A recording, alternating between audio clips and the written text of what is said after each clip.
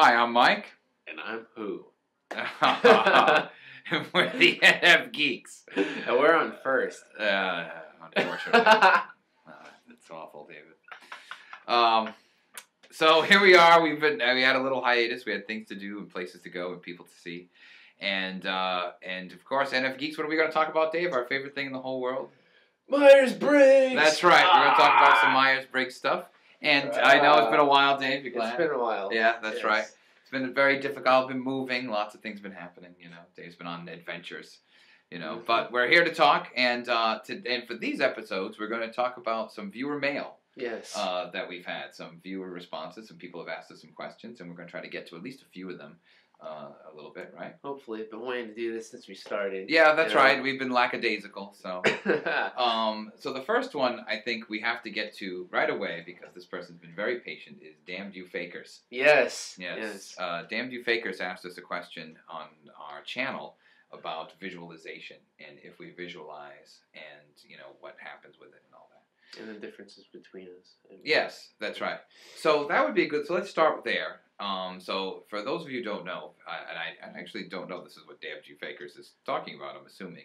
Visualization is the process of sort of imagining yourself in various activities and various states of being so that you eventually arrive into those activities and states of being. And these could be activities or skills, or it could actually be ways of life.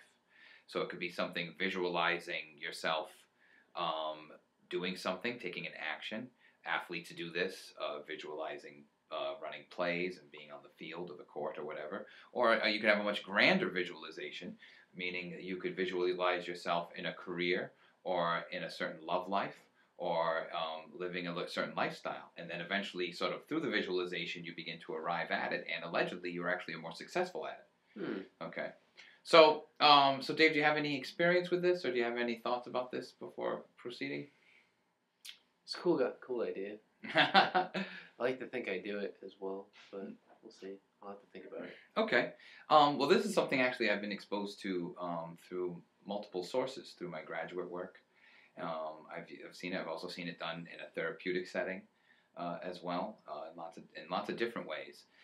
So I've used it myself in lots of ways. So I know exactly what Damned You Fakers is talking about. The way I use it the most often, believe it or not, Dave, this will make sense to you once I say it. I actually do this with my lectures.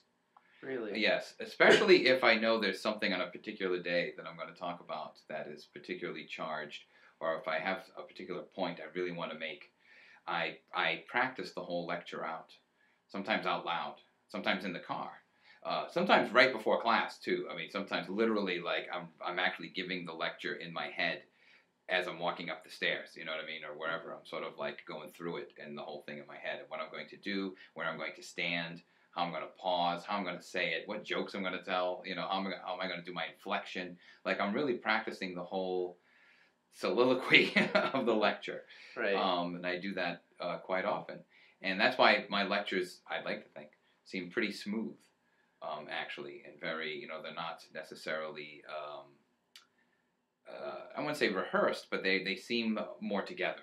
Like, or when I'm talking, I seem to have more of a flow, and that's because I've actually thought about some of these things, how I'm going to say it at a previous time, and sort of seen myself in front of the class, in front of the students, and just sort of doing it. Well, that's awesome. Yeah. That's a good outcome to it. Yeah, that's right. I don't know. I think to relate it to being an ENFP, it's always, my visualizations are always about how I'm going to present myself and how I'm going to say something in a moment, in front of people, in front of others, how I'm going to present myself in some sort of group context. Right. I don't usually visualize things about things that I'm going to do by myself. That I'm going to do somewhere. It's very much always about things I'm going to say to the class, say to the group, say to a committee, say to a bunch of people. It's always group oriented. So I think that's very ENFP. I say so. Okay. Now that I kind of understand what it is, I think I do the same thing. When I have to tell someone something, or say if I'm gonna read something aloud, say a poem or whatever, if I know I'm going to present maybe a PowerPoint, or just present anything to somebody. I'll rehearse it in my mind. Like I'll even say the exact words. Right. That's visualization. Yeah. That's right. And that's right. That's exactly what it is. And what we're supposed to be doing is we should be doing it on this much larger scale. So, for example, you wish to go to another institution in the fall that's far away. Yes. You should visualize yourself being there, like literally there, being in the rooms, in the dorms, in the classrooms, walking across the campus, all of that. Like you should actually be visualizing it, and then when you actually get there, it'll be easier for you to do if you've already seen yourself in that location, doing that. Yeah. I should do that more often. That's right. I should visualize myself with a diploma already. Yeah, okay. Yeah. Honestly, yes. That's exactly what you should do. I know that sounds crazy, but really that's what you should do. Visualize yourself with a diploma. Visualize yourself winning a poetry prize. Visualizing yourself living in a certain bohemian section of a city where you could sort of be artsy and poetic and all that. Yes. Wake up with a smile on my face every day. Yeah, that's right. There's a whole thing about that. If you do that, you'll eventually enter into that life. If you start visualizing already. Yeah. Well. So, how does it work? Does it just make you more motivated to? Well, it depends on how you're thinking of it. There's some people who view it sort of metaphysically, like you start seeing it and you start dreaming it and it starts happening. The universe sort of responds to you. I think what happens is as you think about it and visualize yourself do it, and you visualize your body, like visualize physical actions doing it, I think your body starts preparing itself for those actions and for that being. And so that when it happens, you're already ready, or you're already in the environment on some level, because you've sort of been running the image through your head a little bit. They say you should do this in relationships. Believe it or not, you should visualize yourself with somebody, with a soulmate, and pretend that the soulmate is sitting next to you, and you're walking with the soulmate. So, like if you're walking alone, you're supposed to sort of think about that the soulmate is next to you, holding your hand, whatever. That you're sort of visualizing being with them. Aww. Yeah. How romantic. Yeah, that's right. Yeah, that's what you're supposed to do. Yes, it helps motivate you, but I think it also even prepares yourself physically for it. And then, if you want, we can delve into the NF metaphysics of it, that the force occurs and the universe opens up and actually responds to your consciousness. That's fine. We love high five you. That's right. Exactly. Yeah. And allegedly, the reverse is true. If you visualize doom and gloom and death and horror, that's what you receive as well, because that's what you're preparing yourself for: the doom, the gloom, the horrible things. If you can only visualize yourself in a wasteland, being inauthentic, then that's where you end up, because you visualized it and you were preparing yourself for that life, and so your whole body and mind and everything got itself prepared for that. So there's sort of a dark side to it too. Speaks a lot to a certain amount of people, Yeah, I can imagine. Always doom and gloom. That's right. And so when you expect doom and gloom, you enter into it. That's the idea. So it's a bit of a self-fulfilling prophecy. Yes, to a certain degree. But so what? If it works, if you think good things and you self-fulfill a prophecy that's good. Yeah, nothing wrong with that. Right. It's the doom and gloom. You want to be in the lollipop forest, and so you end up in the lollipop forest. So what's wrong with that? I know. I should picture myself with the Nobel Prize of Literature. Yeah, that's right. Exactly. I don't know how you get that. You'd have to be nominated, right? Yeah, but that doesn't matter. You don't have to get into that in the visualization. Just have to visualize. It. Right, exactly. Just right have to visualize holding it. I could shoot for the Nobel Peace Prize, but sure, dream big, David. I got both of them. If that works for you. I don't know. I'll settle for Pulitzer Prize. Okay. But yeah, so. All right, so that's our visualization. Damn you fakers! If you have more questions, if we didn't answer it, ask more questions of us. By all means. Yes. Another message I wanted to talk about came from our good friend Goodwitch.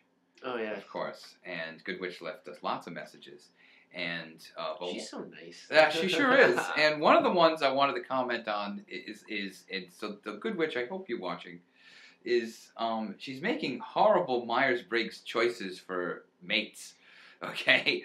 horrible, in my opinion. Granted, what do I know? But it's really terrible. She said that she usually ends up or looks for an ESTP. Remember, she's an INFJ. Mm-hmm. She looks and ends up for an ESTP. Or she ends up with an INTJ, or looks for an INTJ, which isn't bad, but isn't good either. That's also a mistake. Right. So what I want to point out, the Good Witch is exactly what you should be looking for. So first of all, for God's sakes, stop dating the ESTPs. Okay, that's your shadow. You don't want to do that. For God, that's dating all the things about yourself you hate. No wonder those relationships don't work. Okay, you don't want that. And forget the INTJ. Okay, forget the I's. Forget the introverts. You're an INFJ. What do you want to sit in silence? For the rest of your life?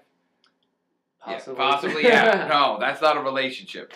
So here's what you need, and this is the same for Dave. Okay, you need to find So you need to find, and this is based on both the Socionics, the Kiersey people, and my own thoughts. So me, Mike. Okay, Nfgeek. World according to Mike. That's right, world according to Nfgeek Mike.